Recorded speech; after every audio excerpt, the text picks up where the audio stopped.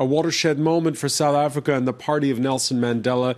The leadership of the African National Congress expected to try and force out Jacob Zuma. Will the president go quietly?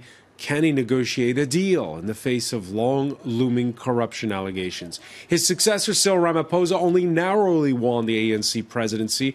How tough a bargain can he drive when a strong minority within the party still supports Zuma?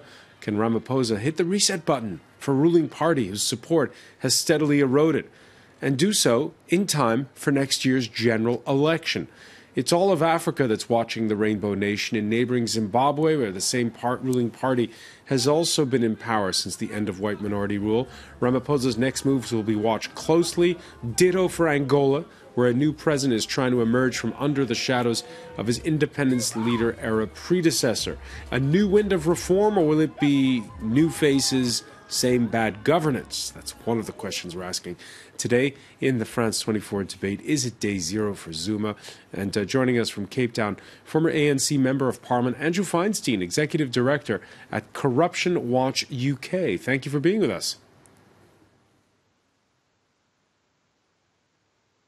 Pleasure. From Johannesburg, Zanele Luwana, Deputy President of the Black First Land First Party. Thank you for joining us.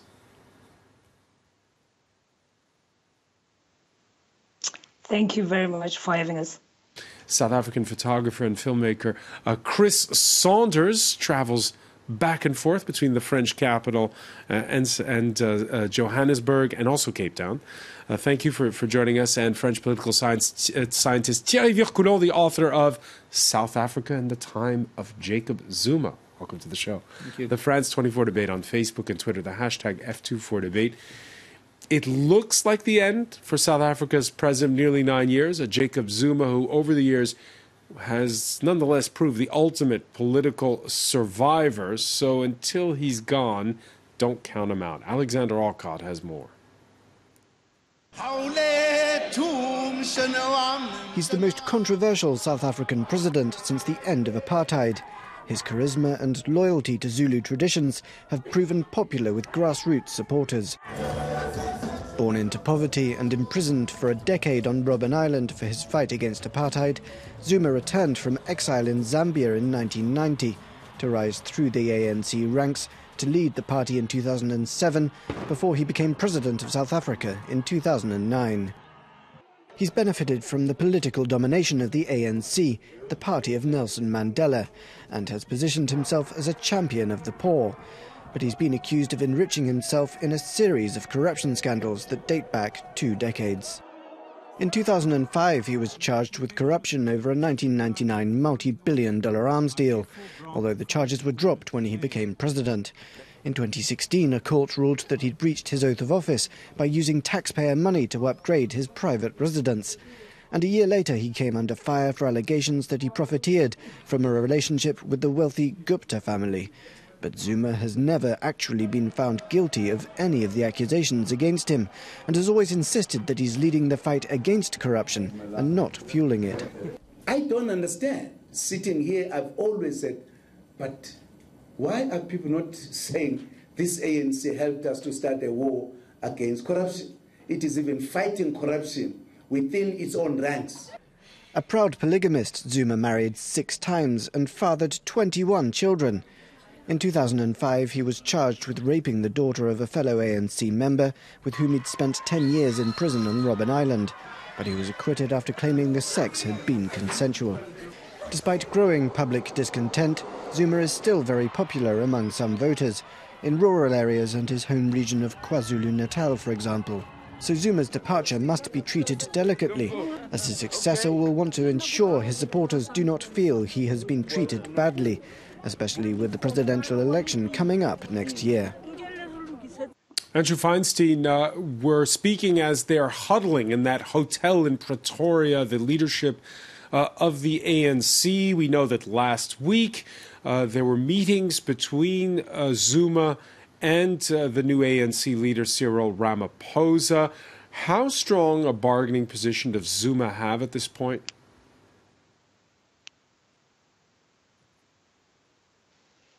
Well, remarkably, you would assume that he's in a very weak position. he was hoping that his ex-wife, Nkosazana Dlamini Zuma, would win the presidency of the ANC and therefore protect his position that he could effectively remain the power behind the throne. She lost only narrowly to Cyril Ramaphosa. Ramaphosa wants to maintain unity in the ANC, but the reality is that Zuma engineered the recall of his predecessor, but one Thabo Mbeki. And when Mbeki was told to leave by the party, he left. Zuma is clearly digging his heels in. His big concerns seem to be concerns around the possibility of facing criminal charges in a vast range, as your report suggested, of corruption cases, of what are called state capture cases. In other words, the looting of the state by Jacob Zuma and those around him, including family members. And what comes through in the media here is that he seems to be holding out for some sort of a deal related to these prosecutions. But the ironic thing is that it shouldn't really be in Ramaphosa's hands to give him some sort of deal. And this is part of the problem of South Africa's very young democracy, is that the party and the state have become fused.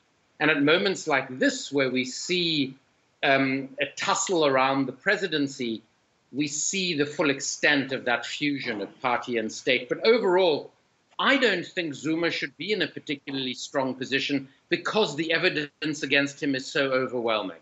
So, Andrew, if you're whispering into the ear of Cyril Ramaphosa, do you say to him, play hardball?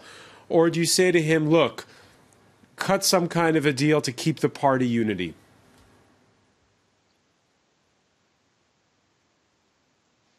No, I would say to him, play hardball. I think that this is a crucial moment in South Africa's democracy, and we've had a number of them. I think we made a huge error of judgment when we didn't prosecute apartheid-era corruption. That led directly to the biggest corruption scandal of the democratic era, which was a notoriously corrupt arms deal, which I tried to investigate while I was a member of parliament. That deal would never have happened if we dealt with a corruption era, with apartheid-era corruption, because many of the same individuals involved in apartheid-era corruption were involved in that corrupt arms deal in the democratic era. And I think that if Ramaphosa doesn't effectively allow Zuma to face the consequences of his looting of the South African state, that we can assume that the ANC will never be a defender of an integrous, accountable and transparent South African state. So I would say to him, cut a very hard deal. And if Zuma isn't willing to go, have him recalled by the National Executive Committee of the ANC and then voted out in a vote of no confidence in Parliament. Because that is what should happen constitutionally. And I do feel confident, even though Ramaphosa won a very slim majority in the ANC, I am very confident that Zuma would lose a vote both in the ANC's National Executive Committee and in Parliament. And that really is the ace that Cyril Ramaphosa wields in these negotiations. Zanele Luwana, you agree?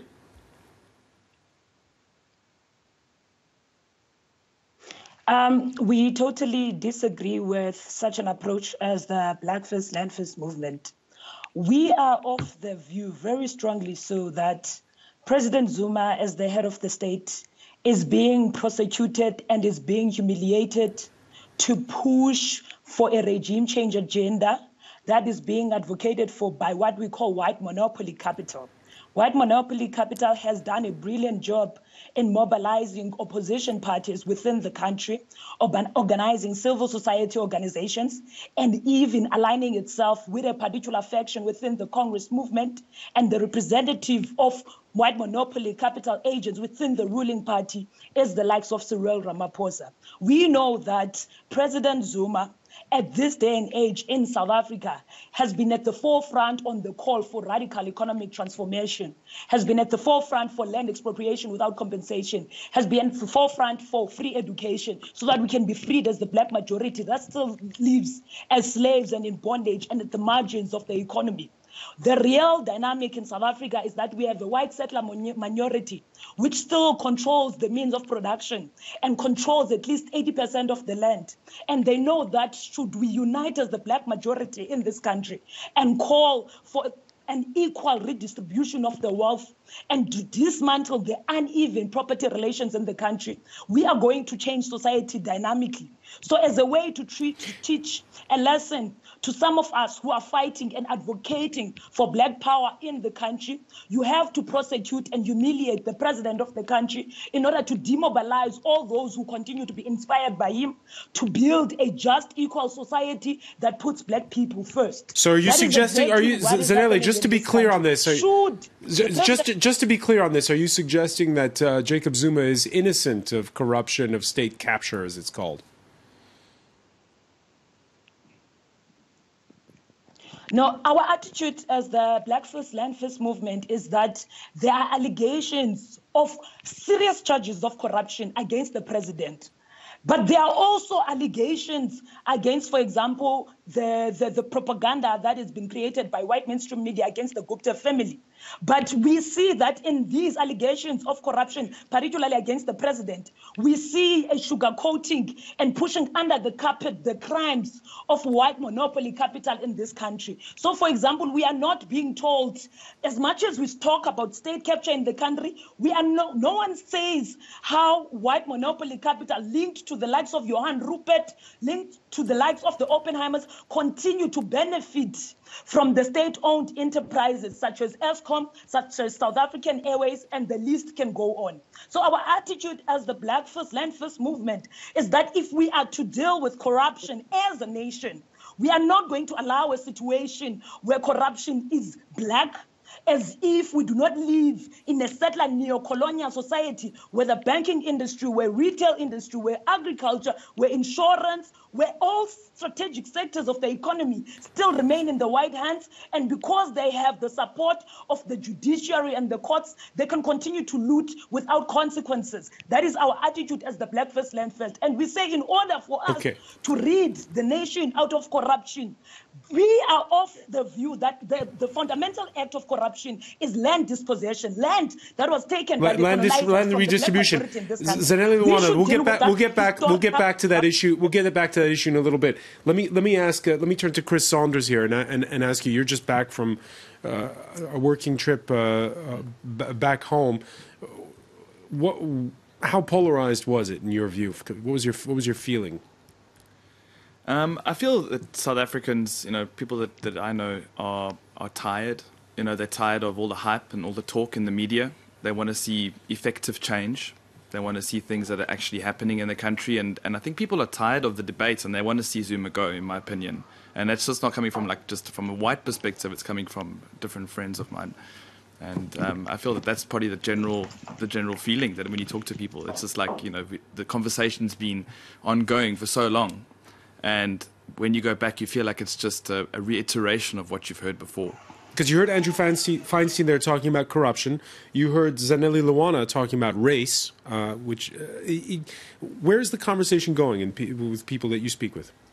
I think that the conversation, both the conversations that they've brought up are valid. I think the topics are valid, but I think that in order to continue the conversation, we have to see Zuma go away from being president, and see new leadership, which is going to create effective change in the country and where we see results happening, and that he's held responsible and there's a proper investigation that takes place, into what's happened so that he can be found guilty or not guilty in the appropriate way. And not just speculation. And one of the most hot-button issues, Thierry Virculon, it's been brought up by some of our panelists, is the role of the Gupta family, and how much influence they have over the sitting president. We saw that the papers have been reporting about a trip one of the Guptas is reported to have made to Russia recently concerning deals that they've been trying to press for the building of a nuclear plant, which Cyril Ramaphosa doesn't want, he says. It's something that Zuma had pushed for. What's the role of the Guptas in all of this? Well, you're talking about the last development in the long series of financial political scandals around Jacob Zuma. Indeed, that project of a nuclear plant has been on the table in South Africa for quite some time, and it seemed that Jacob Zuma, when he went to Russia, discussed that idea with the Russian government, and that the Gupta also got involved in a way in this story, but it's still, of course, quite opaque. But it has become, I think, during the last months, one of the key problems. I would say that issue of a nuclear plant, it polarized, before the election of Cyril Ramaphosa, it polarized the ANC very much between the two camps. But it's just the last development, I would say, and it's part of a larger corruption crisis that is in South Africa now for quite some time. And I would say that Jacob Zuma is basically just the face of that corruption crisis. Of course, as a president, and because of what he's done, because of his very close association with that Indian family, the Guptas, it has become the symbol of that corruption. But that crisis of corruption goes beyond him, and it's not because maybe tomorrow, certainly tomorrow, he will be forced to go, that this corruption crisis will be over. Will he be able to stop will Cyril Ramaphosa be able to effectively keep the party together? Because that's the question we were asking at the outset. Yes, I think, the ANC is both a very democratic and also a very hierarchical party. The leadership of the party has a very strong power, and therefore, once there is a deal about the departure of Jacob Zuma, I think the rest of the party will stay in line, and we won't see a fracture, and we probably won't see what we've seen with the departure of the forced departure of Thabo Mbeki, because back in 2009. In 2009, when its supporters basically created another party called COPE. I don't think we will see that with the departure of Jacob Zuma. His supporters will not create another party. Andrew Feinstein, are you as confident?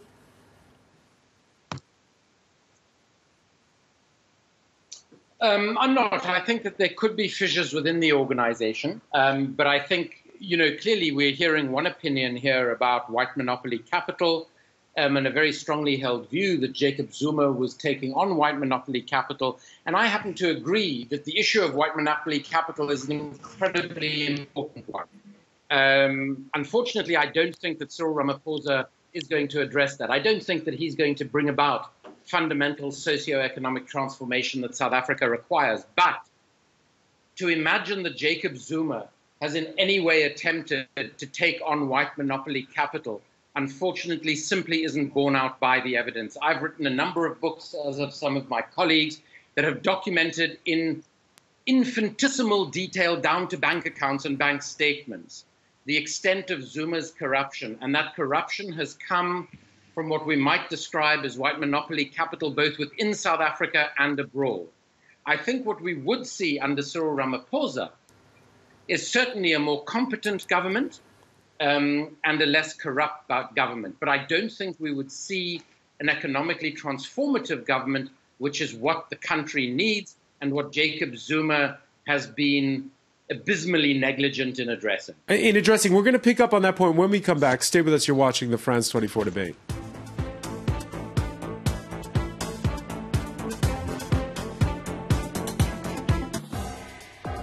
Reporters, presented by Mark Owen. Hong Kong, secoué par le récit d'un libraire enlevé par les autorités chinoises. To return home after going missing for 8 months.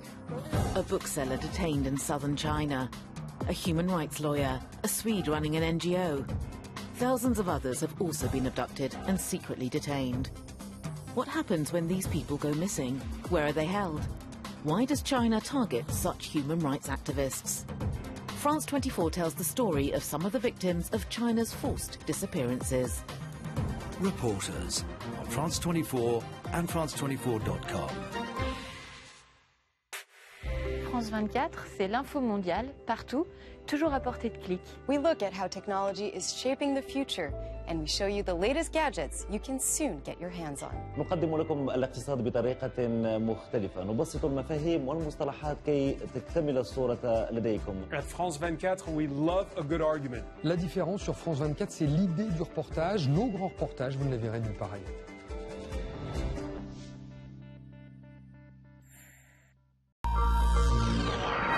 Welcome back. Before we resume the France 24 debate, reminder of the stories we're following for you in the newsroom, and we are paying close attention to that meeting of the ANC leadership in Pretoria to decide whether to force an early retirement for South Africa's President Jacob Zuma, dogged by a string of corruption allegations. The number 2 at Oxfam resigns. The UK charity denies covering up sexual misconduct allegations by staff in Haiti. Ukrainian opposition leader Mikhail Saakashvili deported from Kiev to Poland. The former Georgian president had been recruited back in 2015 to run Odessa, has since vociferously turned against the government of Petro Poroshenko. And Ketevan Gorgestani will bring you the latest on the Winter Olympics in Pyeongchang. France's Martin Fourcade becomes the first biathlete to successfully defend his pursuit title, while Dutch woman Irene Wust wins her 5th ever gold medal.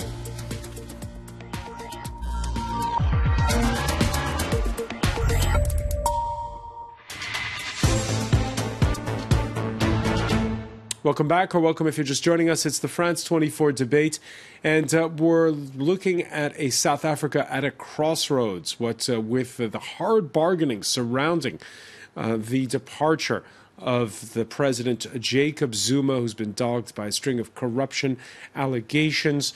Jacob Zuma, who for now is clinging on to power.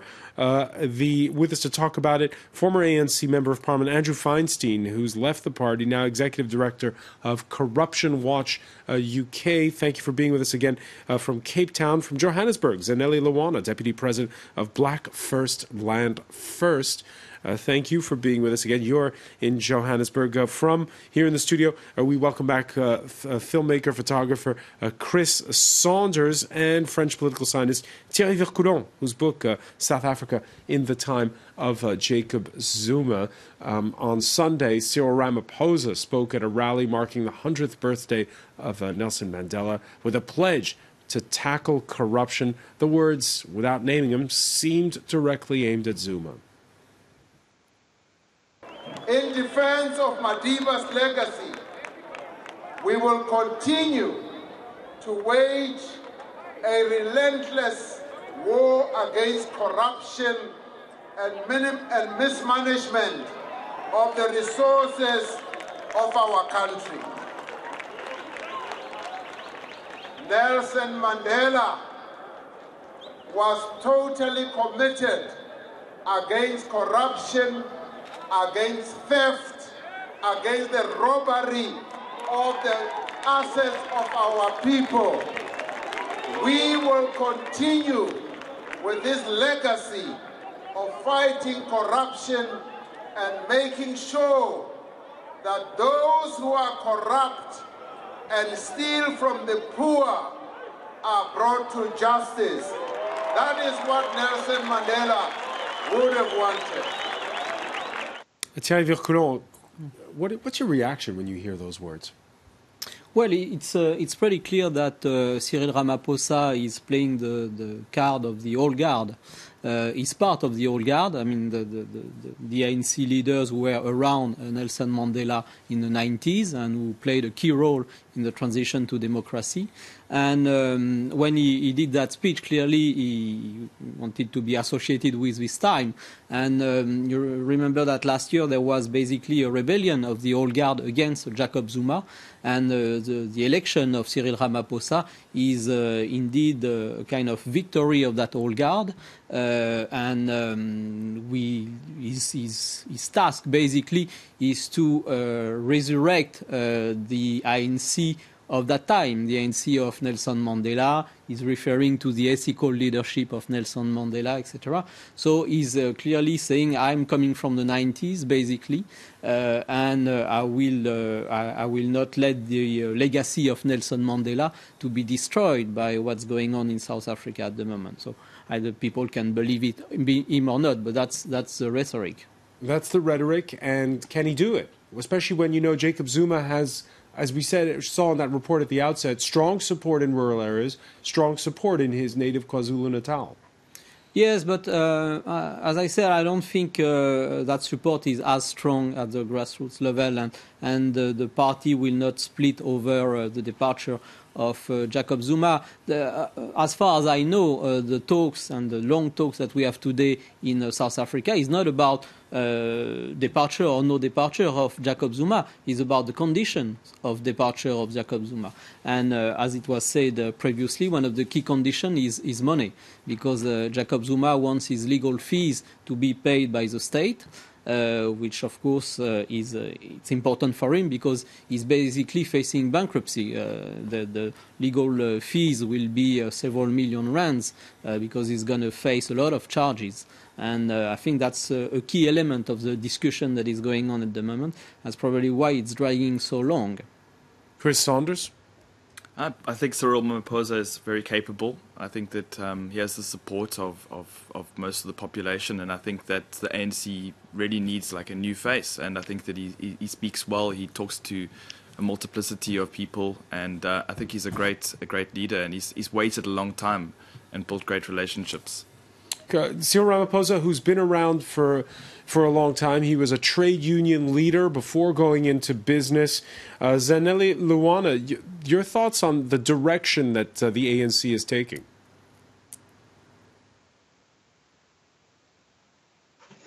I think it's very important for us to reflect where does the likes of people like Cyril Ramaphosa originate from, and him as the leader of the African National Congress today. And if we look at history very deeply, we know that Cyril Ramaphosa was deployed into the mining industry as a unionist. His studies paid by the likes of big families at the center of the exploitation of black people in the country, such as the Oppenheimer families. And I think it's very important then to reflect on the track record of Cyril Ramaphosa and look at one of the key tragic events that happened in the country, where in 2012, black mine workers who went on a strike to demand a living wage of 12,500. Now Cyril Ramaphosa, as the leader of the nation in that moment, and as a trained trade union, he was on the board of London, the company, the workers into the table and negotiating a deal. He is implicated on instructing the police of South Africa to massacre our people in cold blood. It does not stop there. It also was revealed that the likes of Cyril Ramaphosa has a stake of at least 10% in terms of shares in a company such as Lomnen. So Cyril Ramaphosa as a person and his proved alliance to white monopoly capital makes him very conflicted as a leader that can continuously side with the people of South Africa in this country. And I think then it's very important to look at public opinion and how public opinion is being generated by white mainstream media in the country, which still remains very colonial in its nature, which is totally ignorant on the corruption and the crimes of white people in this country. So it's very important. All right, we seem to have lost the connection there with Zanele Luana. We'll try to get that connection back. Apologies. The jury out for over Cyril Ramaphosa, and of course, he faces as well an opposition which is united in calling for a dissolution of Parliament and for a big election, early elections, and the questioning the ANC's willingness and ability to reform. Cyril Ramaphosa is a loyalist of the ANC. He has been there for the last 5 years. I wish him well, but I'm very aware of the fact that he will come on and has shown that Zuma still holds all the power, and that in fact he's still willing to negotiate on an easy exit for the president, and willing to negotiate on the fact that we must give amnesty to Jacob Zuma, is an indicator of the fact that there is still an appetite within the ANC to protect corruption. Andrew Feinstein, if it has to come down, if Jacob Zuma plays hardball, and it has to come down to a vote of parliament to oust the president of South Africa, will that taint Cyril Ramaphosa to have to vote with the opposition against the president?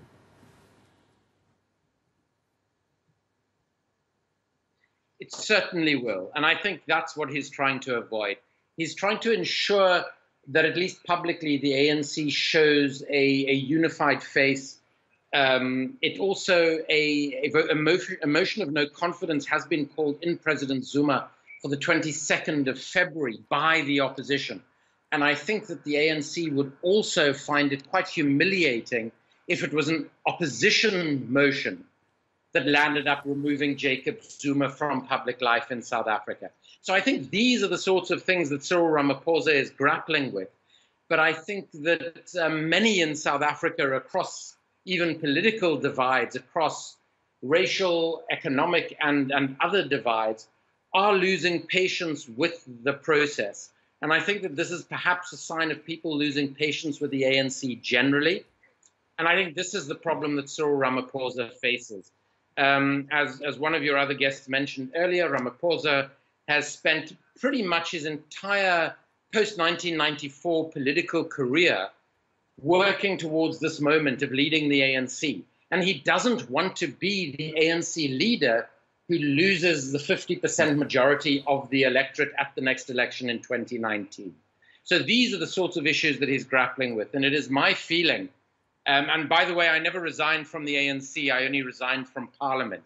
But it's my sense that Ramaphosa needs to resolve this issue sooner rather than later, and that as importantly as that, he needs to show that the ANC is turning over a new leaf, both in terms of governance and in terms of dealing with corruption, including in its own ranks, because the organization today has a newly elected general secretary and a newly elected deputy president who have also been implicated in significant allegations of corruption. All right, and corruption won't be the only issue come next year's election. Cyril Ramaphosa's could look to what's a brighter economic outlook these days. Commodity prices are rising, the banking sector is recovering, but if the ANC wants to make good on development policy and campaign promises like free higher education, it also has to keep an eye on those empty state coffers. Yes, the debt level is the public debt level is rising in South Africa. And also among the urgent issues, education. A government study last October found that the proportion of black graduates stood at nearly 15% of black students in 1975, but has since declined to about 5%. How did that happen? Why is it that there are fewer black graduates than there were in 1975 as a percentage of the population, Chris Saunders? Well, I mean, I think that the system is still very unequal. You know, and that's also one of the reasons why the current political leadership have failed, in my opinion. You know, like when you speak to students today, they're still not happy. You know, especially when you speak to like younger students. I spend a lot of time shooting in the townships in Johannesburg, and I spoke to a young guy recently, and he told me that he left school because it was such a horrible experience for him to go to the school, and the same school that was built during apartheid, that was supposed to reform, you know, after apartheid. He called it a prison when he spoke to me. He said that the school is like going to a prison, so there was no point in going there. And for me, if that's not a failure of the system, when you have young people growing up in the township still thinking that they can't, you know.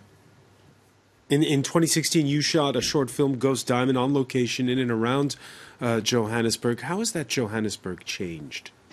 I mean, Johannesburg is a very multicultural place now. I think that's the difference between now and then. And obviously, I was only 10 years old when apartheid ended. So I didn't get to experience Johannesburg as an adult, during apartheid. So the transitionary period for me, was I was quite vastly unaware. I was at school, but today, I mean, it's full of people from all over the world. It's mostly the African continent and the CBD, and the surrounding parts of the city are still very, I'd say, relatively segregated and still based on a very classist separation. All right, so the issue of, on the one hand, there are signs that it's more cosmopolitan, that it is dynamic, but there's this education issue, Thierry Vercoulon, which is so important. Yes, well, there are also, I would say, more and more young people in the education system. And that education system has a problem to deal with the volume, I would say, of students and pupils. It probably needs to be more funded, definitely, but it's pretty clear that there was that movement of the students about the fees must fall.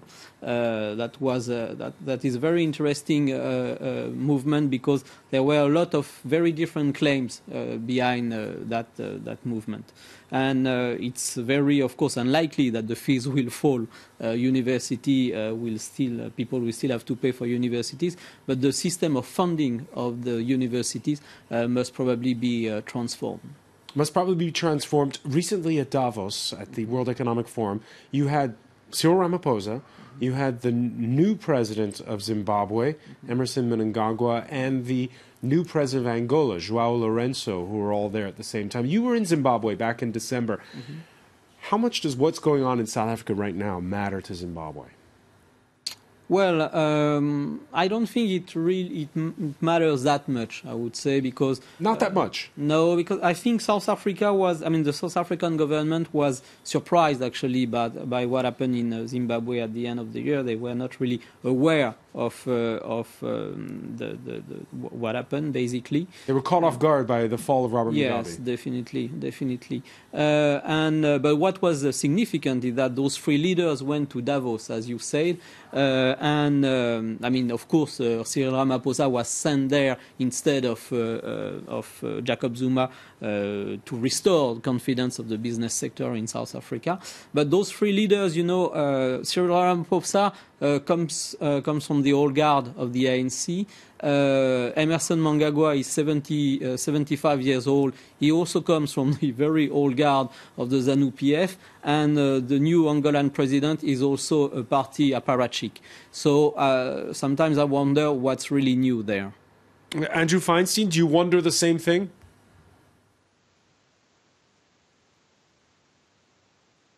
Oh, absolutely. I think the questions you're talking about, be it about the lack of African graduates, be it about levels of unemployment amongst African South Africans, the reality is that the South African economy has not been transformed. And I see both in Zimbabwe and in South Africa, I'm worried that we seem to think that somebody who enabled the Mugabe regime for all of these decades is now going to be some sort of a reforming successor. And I worry that we think that Cyril Ramaphosa, who is a multi-millionaire, if not billionaire, who has huge business interests, is going to somehow transform the socioeconomics of a country that is and has been for many years now in socioeconomic crisis. And I think that what is needed in both countries is a renewal, is a new generation of political leaders who are prepared to set aside some of the shibboleths that have governed us during our short democratic history, and is prepared to make quite fundamental changes to the way our society is run. But of course, to do that, one also requires a degree of competence in the state, and one also has to put a lid on the corruption that has been rampant for a number of years now in South Africa. But how strong are the institutions in South Africa to deal with that corruption? Isn't it up to the judiciary to do it?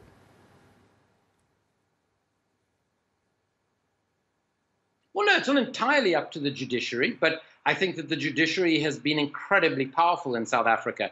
And I think that the fact that President Zuma is teetering on the edge of an exit is largely due to the judiciary, who found that he'd violated our democratic constitution, who found that he owed money back to the state for improvements that had been done to his homestead in KwaZulu-Natal, who constantly found against his government and their interpretation of the Constitution. But at the same time, I think a number of the institutions of democracy have been severely weakened, not just under Jacob Zuma, but also some of it started under his predecessor, Thabo Mbeki. So the politicization of, for instance, the National Prosecuting Authority, the politicization of some of our other constitutional institutions, the Public Protector for a period of time, and again now, have actually caused problems within our democracy. So while some of the institutions remain strong, some of them have been weakened. I should also mention that I actually think that another strength of South Africa's democracy is certain elements of the media, who I think have been quite remarkable in unearthing a lot of the corruption scandals and in continuing to unearth these scandals even after there seems to have been a sort of a scandal or corruption fatigue amongst the South African public. So I think it is largely the South African judiciary, the South African media, and elements of the South African population who have effectively stood up to the decay of the last Zuma years. All right, I want to thank you, Andrew Feinstein. Unfortunately, we're out of time. So much more to talk about. Zanele Luana, I want to thank you for being with us. And here in the studio, Chris Saunders, Thierry Vircoulon. Stay with us. Media Watch is next.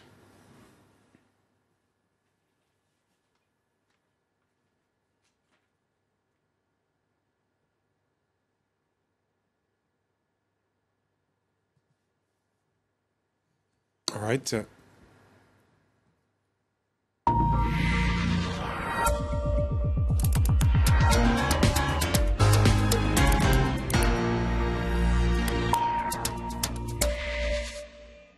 And we say hello to James Creighton. Hi, Francois.